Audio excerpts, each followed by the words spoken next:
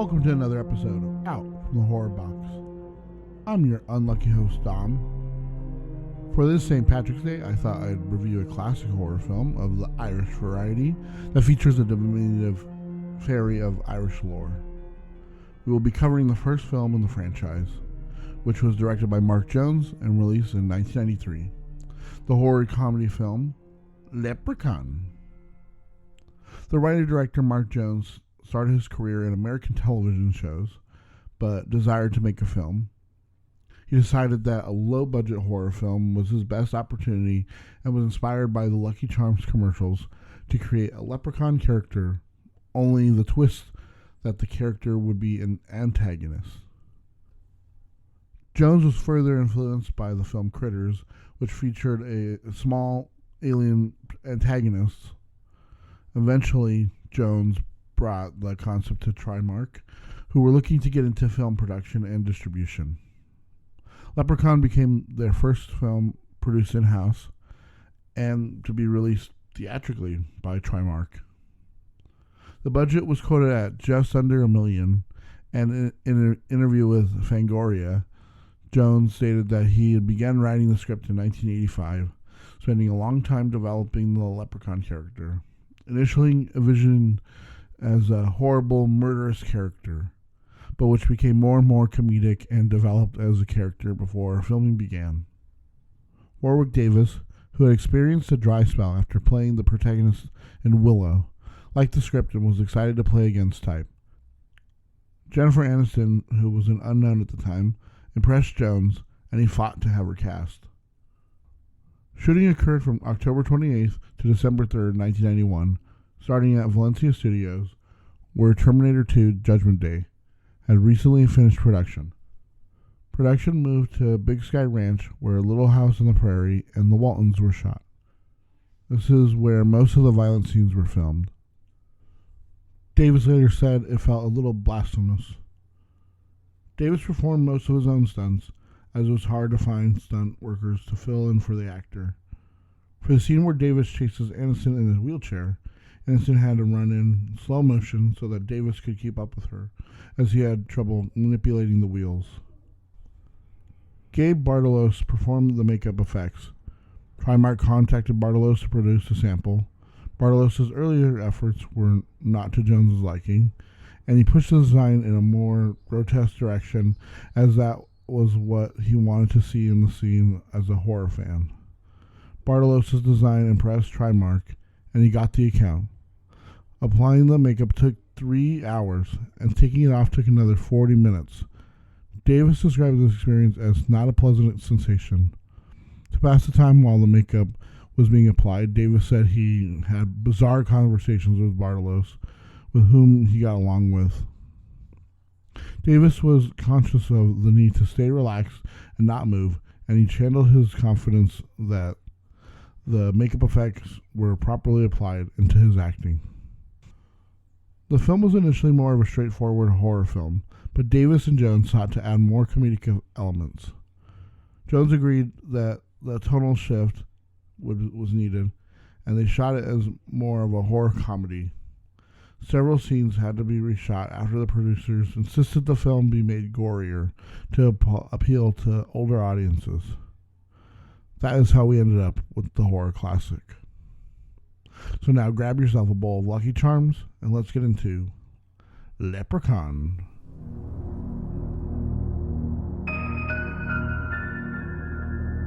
The luck of the Irish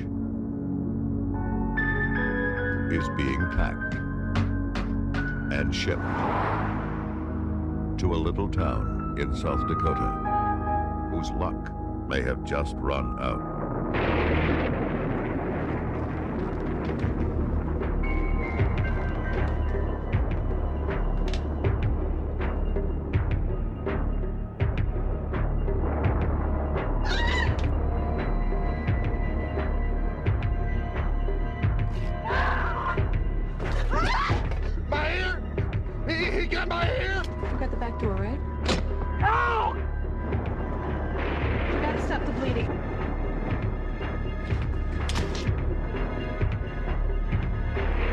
Look out, it's in the cabinets. Toward the basement, toward the basement. We're like really scared. Hello? I need the police. This is an emergency. You can kill anything. What the hell are you? You just gotta know how to do it.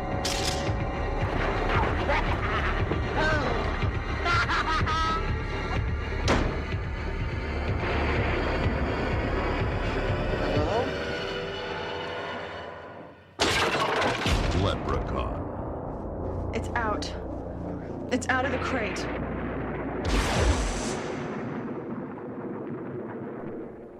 In 1983, Dan O'Grady, played by Shay Duffin, returns home to North Dakota, back from a trip to his native Ireland, where he has stolen a leprechaun's pot of gold. After burying the gold, O'Grady discovers that the leprechaun has followed him home and has murdered his wife. She is played by Pamela Mant. O'Grady uses a 4-leaf clover to suppress the leprechaun's powers and trap him inside a crate. Before he can burn the leprechaun in the box, O'Grady suffers a stroke.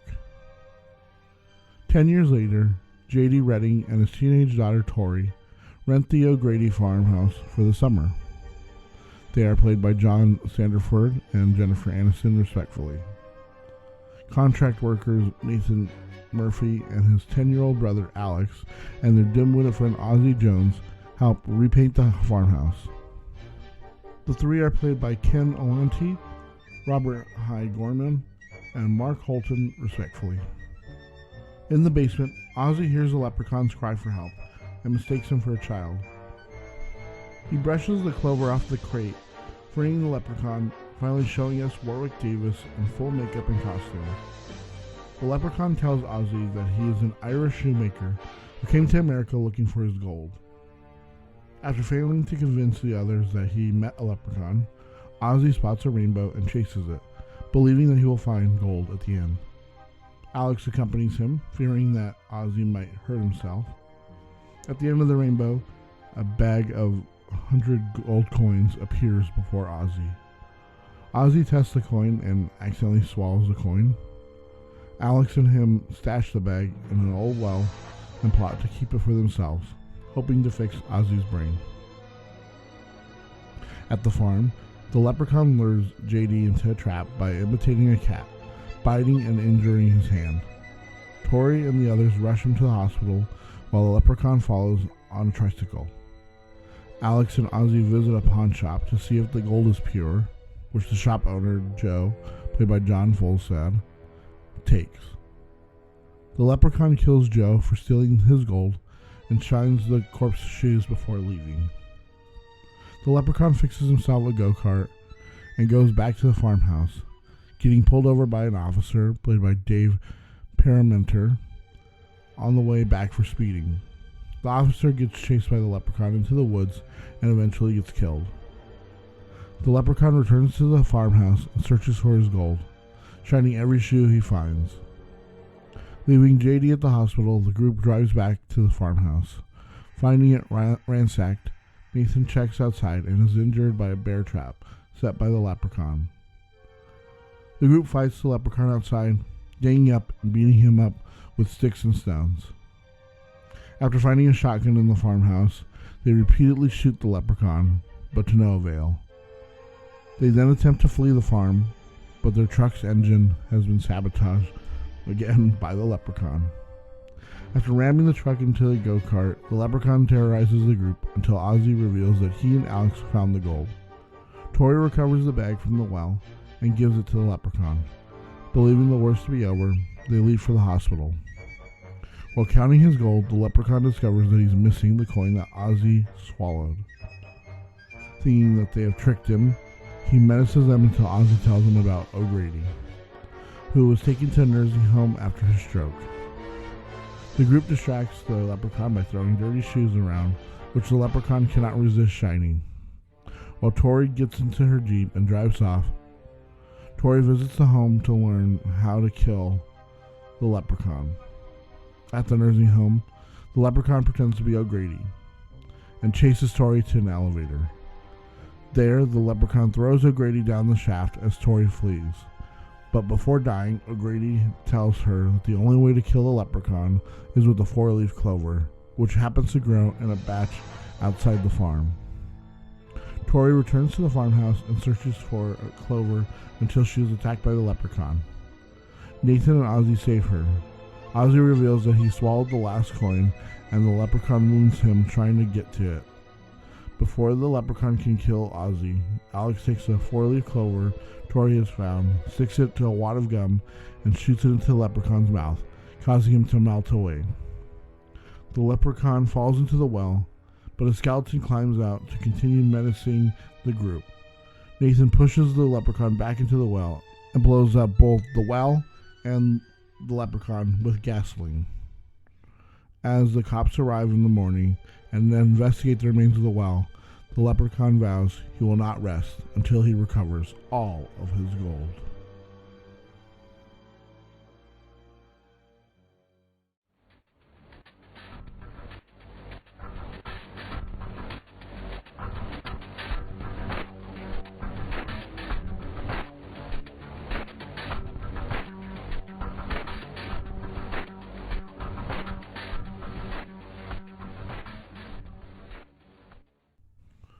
Okay, let me move on to some trivia about the film Leprechaun and learn something about the behind the scenes, the production, and the actors.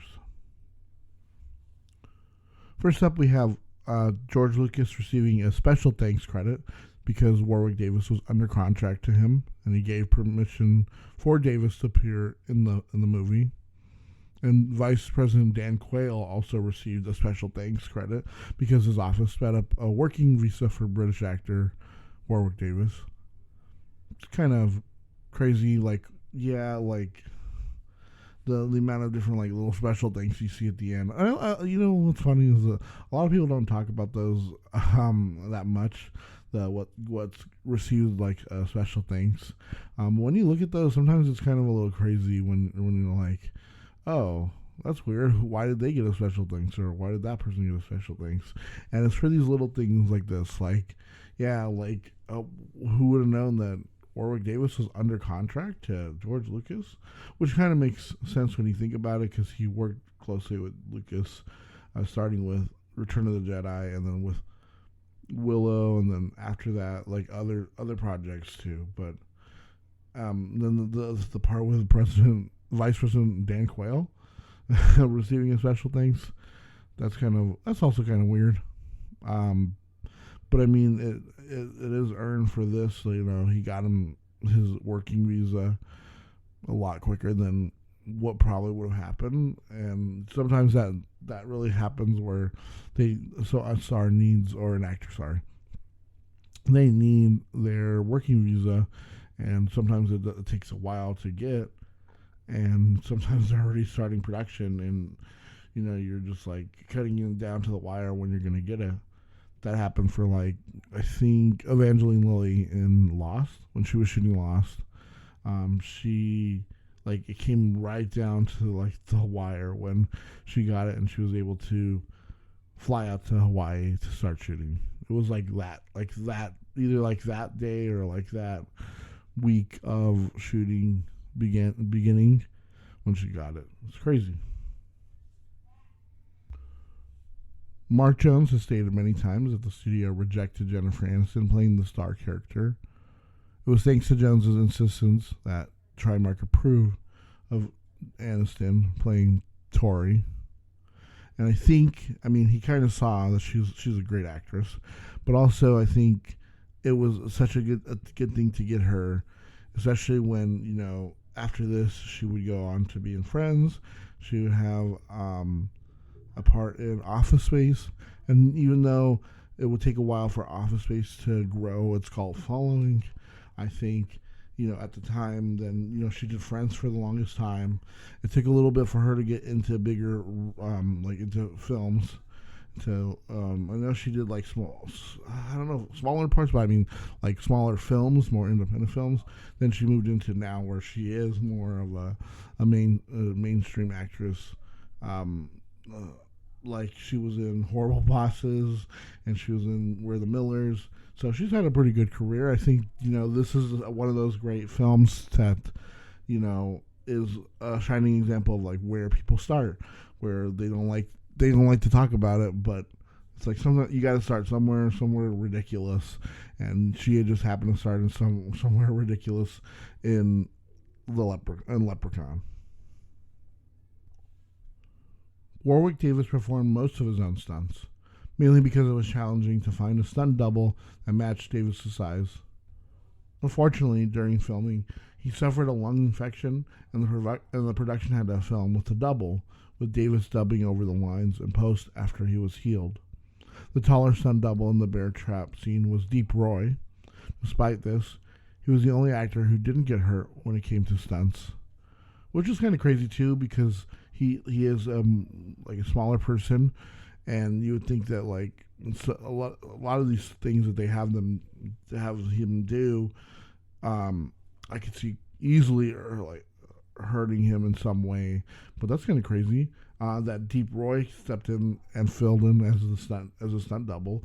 Deep Roy is, if you know, like Tim Burton, he works with Tim Burton a lot. He's a pretty funny guy himself. He comes out in, I think, Big Fish. He plays all the Oompa Loompas in I would say the newer Charlie and the Chocolate Factory movie, like the one it's not new anymore, the one from the 2000s with Johnny Depp. And he's in other films here and there. He's a pretty good actor in his own right. So that's kind of crazy that they got him though to fill in for Warwick Davis. Davis was given free reign of how he wanted to play the character.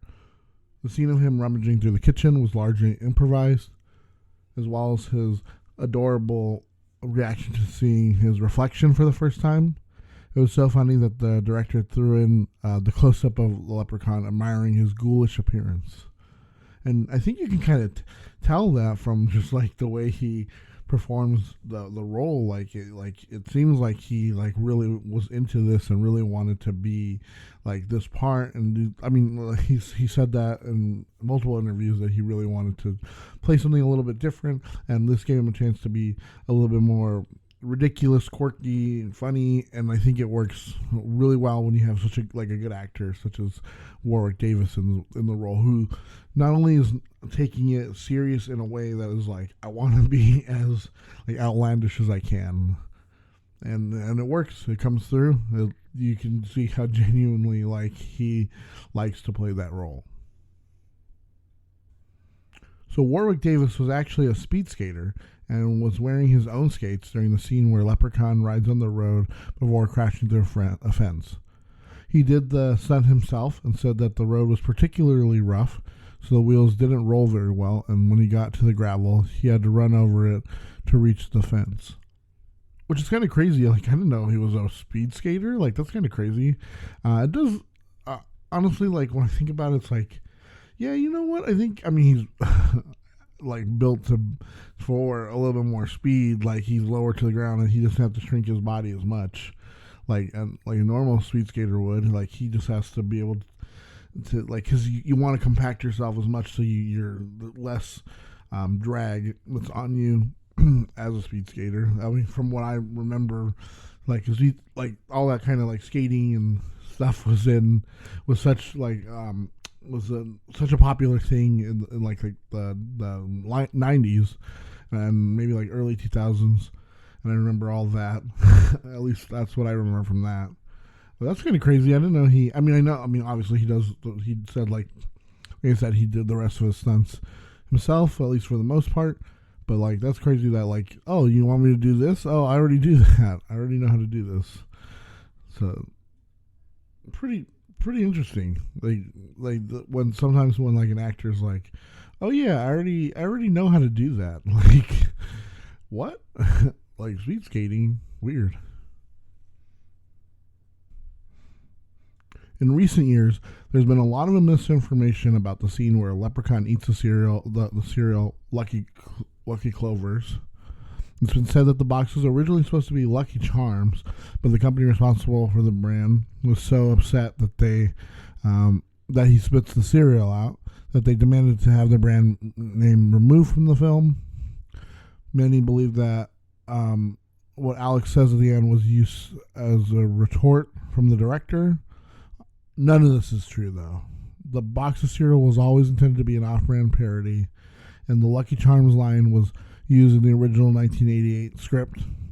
Despite this, the studio hated the line and wanted it cut, but the director wanted to keep it in as the crowd-pleasing moment, and I think it works. I mean, it's the one scene, like, I think most everyone remembers Leprechaun for, when he's all, what is it? It's, fuck you, Lucky Charms, and he shoots that floor-leaf clover right down his throat, killing that leprechaun, or at least, like, stopping him from now.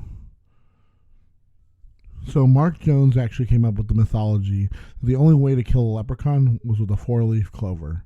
He wanted it to be like wooden stakes for vampires, and he was really disappointed that his mythology didn't carry over to the sequels, although I think it did permeate into the pop culture zeitgeist. I feel like if you ask most people nowadays, like, how do you stop a leprechaun?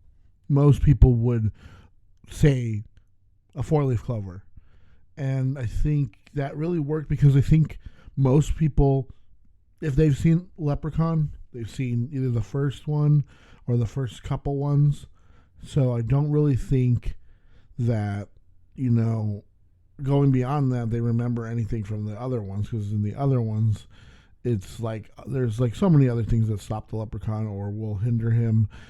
But I think, like I said, I think he created that wooden stake because I'm not sure if like wooden stakes were actually like what would kill a vampire. I'm pretty sure there's so many other things that Bram Stoker created with Dracula, and then from what they created with the films, that they've changed the mythology drastically in what you see as in the pop culture.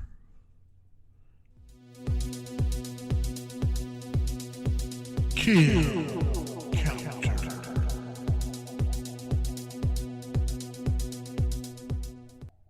Now we've arrived at the kill counter. This is the part of the podcast where we go through the kills and the deaths in the film. The film Leprechaun has 4 total kills, which for a film that's only 92 minutes isn't really a lot. So let's go over each kill and death from this first film. The first death comes right at the beginning of the film. After Dan O'Grady has come back from Ireland, he finds the leprechaun has followed him home to North Dakota and has pushed Mrs. O'Grady down the stairs, causing her neck to be broken in the fall. The second death is Joe, the shop owner. After confirming the coin Alex and Ozzy has is solid gold, the shop owner keeps the coin and places it in his safe. The leprechaun appears and attacks Joe.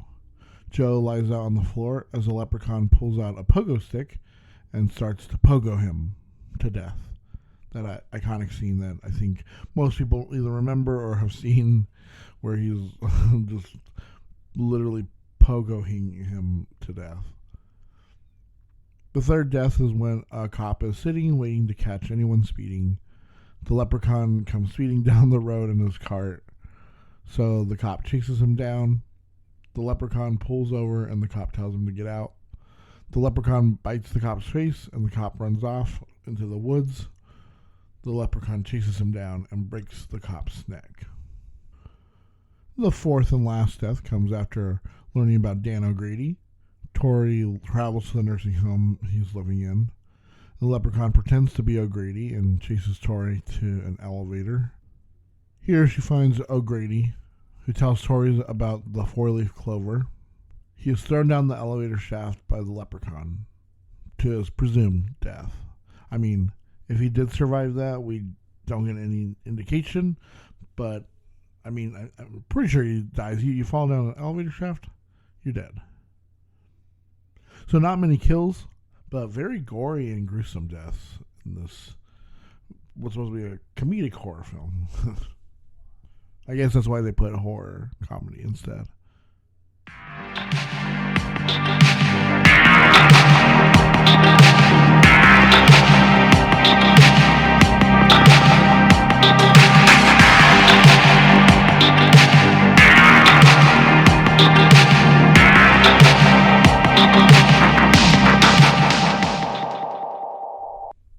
Alright, so now we come to my final thoughts on the film.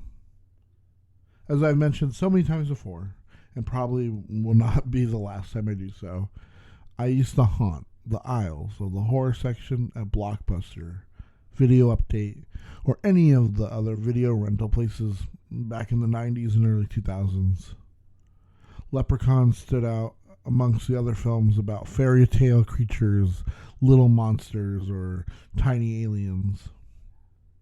In the early 90s, Friends, the TV show, had yet to explode in popularity, but once it did, I remember thinking about how Rachel was in Leprechaun. She does a pretty good, an okay job. I'm going to say she's fine. This is like one of her first films. I think it would have been a better choice that she acknowledged her early work. I mean, beyond like Friends and like Office Space. Office Space came at the latter end of the 90s. But I mean, that's when Friends started getting bigger, and I think they probably would have shot that when it was, before it got bigger than it did. But to hear her now and, hear what she says about the film, like not really acknowledging it, making fun of it more than, showing like some like kind of gratitude for like, hey, they gave me a job when I was starting out. People know me from this. I mean, yeah, sure, you know me more from what I did in Friends, but, like, it's one of those things where, like, Kevin Bacon, acknowledges that he was in Friday the 13th. Or she's acting like Leonardo DiCaprio, who completely denies that he was in Critters 3 when it's like, that's literally what anyone ever remembers Critter 3 for. Okay, is that Leo was in that one. All right. The obvious standout of the film is Warwick Davis. He started acting in Star Wars Return of the Jedi as Wicket, an Ewok who befriends Princess Leia. Davis would go on to star in the fantasy film Willow.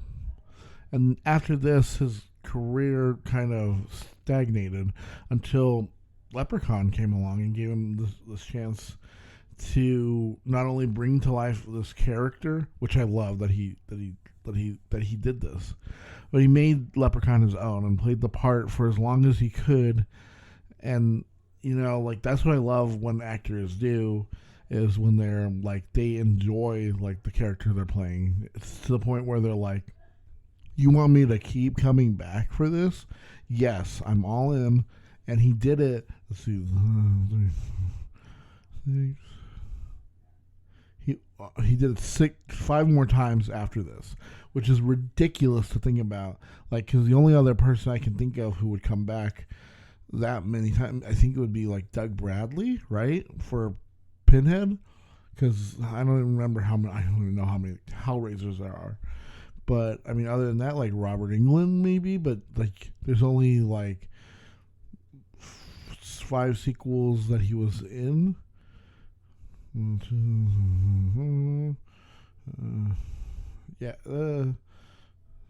Like 5 or 6.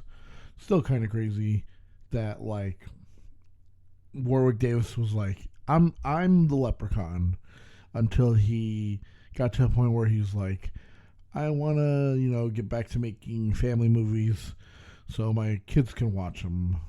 That old thing that, a lot of actors do that, where they're like, well, I want my kids to be able to watch these films. It's like, okay, but they can still watch a Leprechaun film. Leprechaun's not that bad. I feel like, yeah, he's a little like, he'll bite your face off, like the Penguin in Tim Burton's Batman Returns. But I feel like he's not as like, he's not like a Freddy Krueger, at least the first 2 or 3 Freddy Kruegers. He's not like a Michael Myers or a Jason or something. I feel like you can have fun with the leprechaun. He'll be drinking with you, and then he finds out you have his lucky charms and his gold, and then you're like, oh, now you're dead, sonny. And I think the rest of the cast in here, they all do pretty good for what they are. I mean, you can tell it's maybe a lot of theirs either first or like kind of earlier films. And no one really stands out above Warwick Davis. I mean, I think he chews the scenery enough for everyone. The makeup and design of the Leprechaun are also on point, though not how the legend really describes like this small being. I think it works to give the character like his charm and helps to have him stand out as more of a monstrous little fae. Also, setting the film somewhere outside of Ireland or somewhere in America that has a large Irish population, I think for this film was a pretty good idea. You get something different. Being somewhere rural like North Dakota helps the film stand like closer to the horror genre. I feel like because you usually with horror you see it's like in some rural area like where like anything could be out there in the unknown vastness of the plains. Ooh. And the film balances like the horror with the comedy. I mean, it leans more towards comedy at every chance it gets, but I think the gore helps to push it back to that sweet spot where this one works really well, where when I do cover the other ones, because hopefully I'll be able to cover the other ones every St. Patrick's Day, you'll see it starts to lose and slip into more of just comedy. And at 92 minutes, the film doesn't overstay its welcome. I like that. I like when we get like these like nice little horror films that they're not too long, they're just right. You can, they're consumable within like a few hours, like maybe an hour and a half, like something like that, which that's perfect. Because I feel like most horror films don't need to be. Not every film needs to be a 3.5 hour epic about this or that, about like a leprechaun who comes to America to get back his gold. Nobody wants to see that. What they want to see is a 92-minute film where Warwick Davis plays a leprechaun and he's like in a go-kart and he's racing around town chasing after Jennifer Aniston from Friends. That's what people want to see. I think when Mark Jones set out to make a horror film about a fairy of Irish folklore with some comedy, because I think he realized that the ridiculousness of the entire situation, he put in all he could. I really think that he did a pretty good job with this. Leprechaun is not the best film, nor is it a masterpiece. And I always found it to be entertaining, though.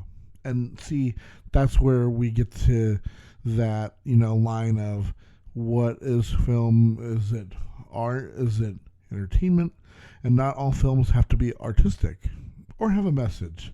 They can be there, sometimes you just want to shut your brain off and have a good time. And that's what this film, delivers on. That's why me personally, I know I'm probably the outlier from a lot of these reviewers, at least from what I've always seen. They always give this movie such flack. And it's like, yeah, I get it, but the film knows what it wants to be. It knows how ridiculous it is. Like Mark Jones, Warwick Davis, they knew what they were getting into with this. And that's what I think you guys are forgetting. And that's why I give Leprechaun 3 stars. Because at the end of the day, it's a horror comedy. It knows that it's ridiculous. It's meant to be over the top. But I think the gore ends up, helping to get that horror back. Yeah, it's not going to be like I'm scared of the leprechaun or anything like that. But, it accomplishes what a horror comedy is set out to do.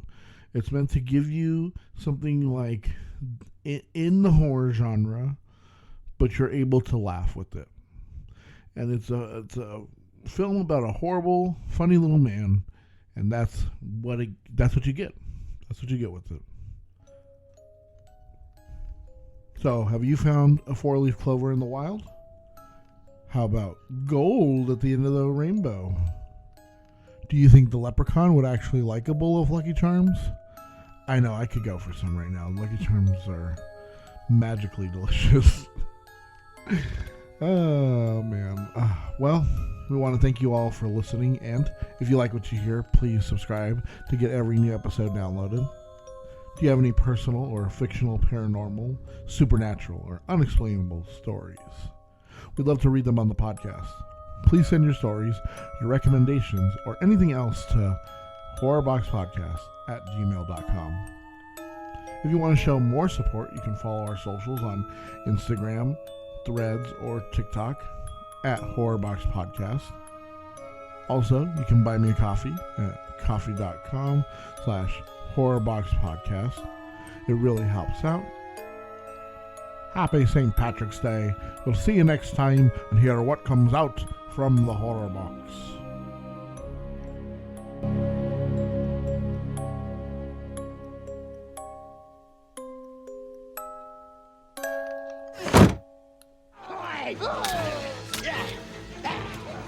Hang on, Ozzy, I'll save you! 1 second! I'll save you! Hang on!